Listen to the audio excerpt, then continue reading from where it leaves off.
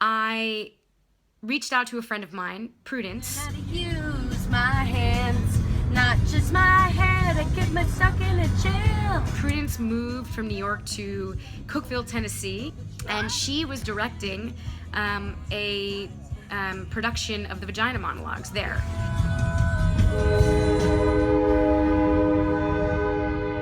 We came up with this idea that I would offer coaching for the women in the cast. Okay guys, let's get into where we are. These women were really stepping outside of the box. In the town of Cookeville, people were really, people weren't incredibly supportive. Wouldn't hang up posters because they had the word vagina on it.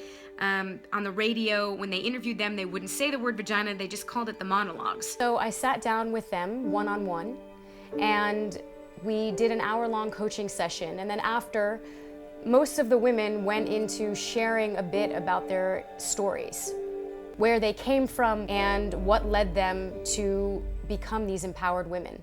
My name is Robin Ridley, and I am a trans woman. I was in an horribly abusive marriage. This is the same town where, my ex-girlfriend had her truck set on fire in her front yard with tranny spray painted, Trump and tranny spray painted on it. I have had people call me like a faggot, and then I've also had a few times people tell me that it's like gross to hold hands with like my girlfriend or something.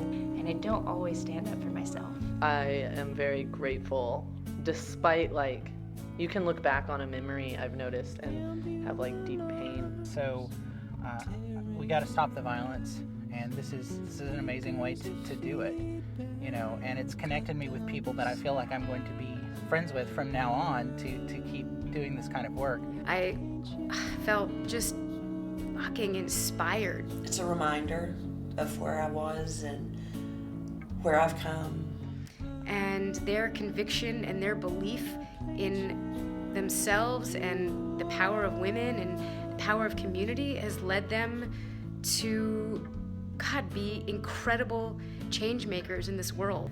Just the idea of bringing to light these injustices that we have, and that is essentially the purpose of the Vagina Monologues. I matter, and making sure that everybody else knows that too. They're not gonna forget me. They're gonna remember who I am. I'm one step closer to realizing my purpose. That's my story. It was really just a beautiful gift to spend time with them, really hearing their stories and experiencing life through their eyes. Every woman that came and just sat with me, what they wanted was to be seen in their storytelling. Go ahead. Love. To say their story out loud so they could actually see for themselves how powerful they are, and then use that power as they stepped onto stage.